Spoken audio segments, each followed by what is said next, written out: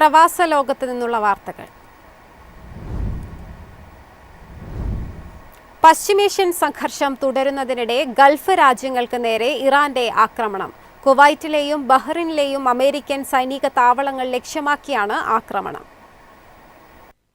Bahrain, Kuwait, Qatar എന്നീ രാജ്യങ്ങളിൽ പുലർച്ചെ മുതൽ വ്യോമാക്രമണ മുന്നറിയിപ്പ് സൈറണുകൾ മുഴങ്ങി. ഇന്ന് പുലർച്ചെയുണ്ടായ വ്യോമാക്രമണ ഭീഷണിയെ തുടർന്ന് ബഹ്റൈനിൽ 2 തവണയാണ് അപായ സൈറണുകൾ മുഴങ്ങിയത്. രാജ്യം വലിയൊരു വ്യോമാക്രമണ ഭീഷണി നേരിട്ടതോടെ പൊതുജനങ്ങൾ പരിഭ്രാന്തരാകരുതെന്നും അടിയന്തരമായി ഏറ്റവും അടുത്തുള്ള സുരക്ഷിത കേന്ദ്രങ്ങളിലേക്ക് മാറണമെന്നും ബഹ്റൈൻ ആഭ്യന്തര മന്ത്രാലയം സ്വദേശികൾക്കും പ്രവാസികൾക്കും നിർദ്ദേശം നൽകി. കുവൈറ്റിന് നേരെ കനത്ത വ്യോമാക്രമണ ശ്രമമുണ്ടായി. രാജ്യത്തിന് നേരെ വന്ന മിസൈലുകളും ഡ്രോണുകളും കുവൈറ്റ് വ്യോമ പ്രതിരോധ സംവിധാനങ്ങൾ ആകാശത്ത് വെച്ച് വിജയകരമായി പ്രതിരോധിച്ചു. കുവൈറ്റിലെ പ്രധാന അമേരിക്കൻ സൈനിക കേന്ദ്രങ്ങളായ ആരിഫ് ജാൻ, അലി അൽ സലേം എന്നിവയാണ് ആക്രമിക്കപ്പെട്ടത്. ഈ കേന്ദ്രങ്ങളിലെ സൈന്യത്തിന്റെ അടിസ്ഥാന സൗകര്യങ്ങളും സംവിധാനങ്ങളും തകർക്കാൻ തങ്ങൾക്ക് സാധിച്ചുവെന്ന് ഇറാൻ അവകാശപ്പെട്ടു. ഖത്തറിലും പുലർച്ചെ കനത്ത സുരക്ഷാ മുന്നറിയിപ്പ് പുറപ്പെടുവിച്ചിരുന്നു. രാജ്യത്ത് ഉയർന്ന സുരക്ഷാ ഭീഷണി നിലനിൽക്കുന്നുണ്ടെന്ന് അധികൃതർ ജനങ്ങൾക്ക് മുന്നറിയിപ്പ് നൽകി. എന്നാൽ സ്ഥിതിഗതികൾ നിയന്ത്രണ വിധേയമായതിനെ തുടർന്ന് ഈ ജാഗ്രതാ നിർദ്ദേശം പിൻവലിക്കുകയും ജനങ്ങൾ സുരക്ഷിതരാണെന്ന് അധികൃതർ അറിയിക്കുകയും ചെയ്തു. ഇറാന്റെ നീക്കത്തിന് പിന്നാലെ അമേരിക്കയും തിരിച്ചടി ആരംഭിച്ചു. ഇറാനിലെ 90 കേന്ദ്രങ്ങളിൽ തങ്ങൾ ആക്രമണം നടത്തിയതായി അമേരിക്കൻ സെൻട്രൽ കമാൻഡ് അറിയിച്ചു. ഇറാനെതിരെ വരും ദിവസങ്ങളിൽ ശക്തമായ നടപടികൾ തുടരുമെന്നും US വൈസ് പ്രസിഡന്റ് മുന്നറിയിപ്പ് നൽകി. ഹോർമസിലൂടെയുള്ള കപ്പലുകൾക്ക് നേരെ ആക്രമണമുണ്ടായാൽ കടുത്ത പ്രത്യാഘാതം നേരിടേണ്ടി വരുമെന്നും അമേരിക്ക പറഞ്ഞു. അതേസമയം അമേരിക്കൻ ഭീഷണിക്ക് മുന്നിൽ തങ്ങൾ വഴങ്ങില്ലെന്ന് ഇറാൻ പ്രതികരിച്ചു. ഹോർമുസ് കടലിടുക്കിൽ എന്ത് നിലപാട് സ്വീകരിക്കണമെന്ന് തീരുമാനിക്കാനുള്ള അവകാശം തങ്ങൾക്കുണ്ടെന്നും ഇറാൻ വ്യക്തമാക്കി. News desk, MyFin TV. ആഗോള സാമ്പത്തിക രംഗത്ത് വൻ മുന്നേറ്റവുമായി UAE. രാജ്യത്തെത്തിയത് റെക്കോർഡ് വിദേശ നിക്ഷേപം. സാമ്പത്തിക മേഖലയിൽ വൻ മുന്നേറ്റമാണ് UAE കാഴ്ചവെച്ചത്. തുടർച്ചയായ 4ാം വർഷവും നേരിട്ടുള്ള വിദേശ നിക്ഷേപത്തിൽ രാജ്യം റെക്കോർഡിട്ടു.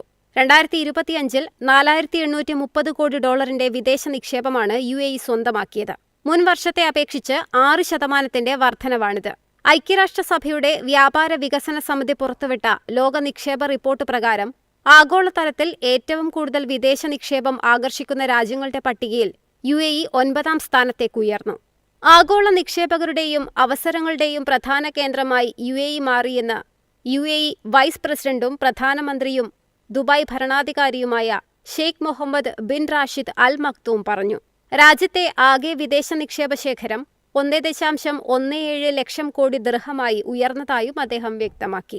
ഏറ്റവും കൂടുതൽ പുതിയ സംരംഭങ്ങൾ ആരംഭിച്ച രാജ്യങ്ങളിൽ 1562 പദ്ധതികളുമായി UAE തുടർച്ചയായ 3ാം വർഷവും ആഗോളതലത്തിൽ 2ാം സ്ഥാനം നിലനിർത്തി. 2031ഓടെ വാർഷിക വിദേശ നിക്ഷേപം 24,000 കോടി ദിർഹമായി ഉയർത്തുകയാണ് ലക്ഷ്യം. ആഗോളതലത്തിൽ വിദേശ നിക്ഷേപങ്ങളിൽ വലിയ കുറവുകളും രേഖപ്പെടുത്തിയ സാഹചര്യത്തിലാണ് UAE ഈ തിളക്കമാർന്ന നേട്ടം കൈവരിച്ചത് എന്നത് ശ്രദ്ധേയമാണ്. മധ്യപൂർവേഷ്യൻ രാജ്യങ്ങളിലേക്കെത്തിയ പുതിയ നിക്ഷേപ മൂല്യത്തിന്റെ 38%വും UAEയിലൂടെയാണ് കടന്നുപോയത്. 2031ഓടെ രാജ്യത്തെ ആകെ വിദേശ നിക്ഷേപ ശേഖരം 2.2 ലക്ഷം കോടി ദിർഹമാക്കുകയാണ് ലക്ഷ്യം. News desk, MyFin TV.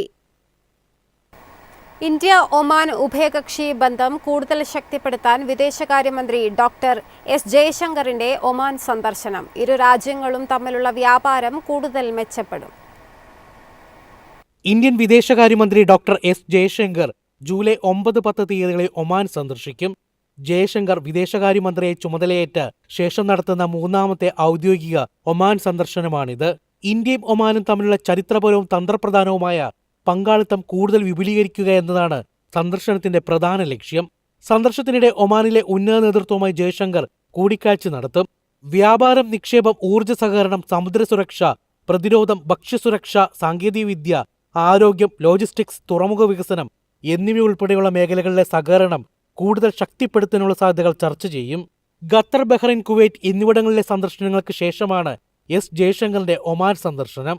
2026 June 1 പ്രാബല്യത്തിൽ വന്ന ഇന്ത്യ ഒമാൻ സമഗ്ര സാമ്പത്തിക പങ്കാളിത്ത കരാർ നടപ്പിലാക്കുന്നതിനുള്ള കർമ്മ പദ്ധതിയും ചർച്ചകളിൽ ഉൾപ്പെട്ടേക്കാം.